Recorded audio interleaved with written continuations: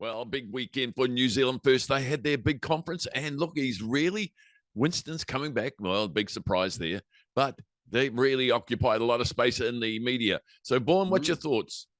Well, I guess the big question is that everyone's asking, can Winston and New Zealand First be Kingmaker again? Max, it's definitely possible, but less likely than before. And there's three key reasons, I believe, why. Number one, many will never forgive Winston for putting Jacinda Ardern into power in 2017. So there's a major trust issue there.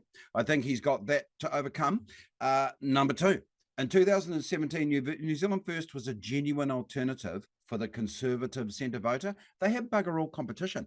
Next year, in 2023, there will be as many as three new parties chasing exactly the same voter. So, Max, I'll wrap up this little bit with two extra facts about New Zealand First. Number one, in 2017, New Zealand First captured 187,000 votes, which was 7.2% of the total votes cast. Amazing. In 2020, just 3 years, they plummeted to 75,000 votes, 2.6%.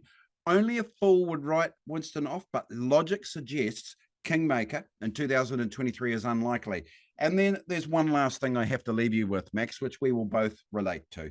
Darwin's law, e.g. dinosaurs and evolution. New Zealand First voters are dinosaurs. The senior community, they are not a voting force to be reckoned with like they once were when New Zealand First could swing a government. So for me, Max, if New Zealand First is to be king or queen maker once again, they have to attract new voters. And I believe newer voters are wanting exactly that. They want something new, visionary, and inspirational. So sorry, Winston, but that's just the way I see it, bro.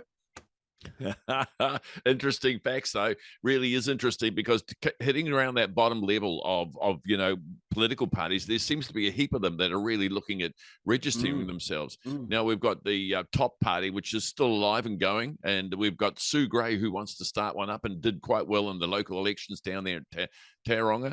We've got Brian Tamaki saying, let's all get together, folks, and we can do it, and let me lead you, the bishop himself. And look, I think there's another guy from the National Party that's broken away, and now he's up north. Yeah. What's his name, Vaughan? Matt King. Matt King, yeah, another one. And we got all these little groups congregating together. They're going to dilute each other and also not going to help things at all. So we've also got ACT and the Greens sitting on the side there. Will ACT be able to he'll probably lose votes on some of those people going off to those strange parties. Yeah. And Winston pops up. I'm with you, Vaughan, the whole way. I think Winston did attract some younger people to assemble. I think that's what the Herald reported this morning. But look, can he do it or can he not? But look, as we all say, never say no with Winston. But I really think he's had his day. Will people ever forgive him for putting Jacinda right at the top of the hill? And Max, can I just stay on this and I'll close with it? You and I have a great friend in common who is a New Zealand First member and probably one of their candidates in the next election, John Reeves. Awesome guy. I reckon you should call him in and ask him the questions that we've put here. Put them to him and see if he's prepared to answer them. Are you up for that, John? That's what I think. And I tell you what, I've got an interview with him this afternoon, so I will ask him then, Vaughan. Boom! Message from Vaughan Winiata. All right. Thanks, Max. Talk to you then. Okay, bro.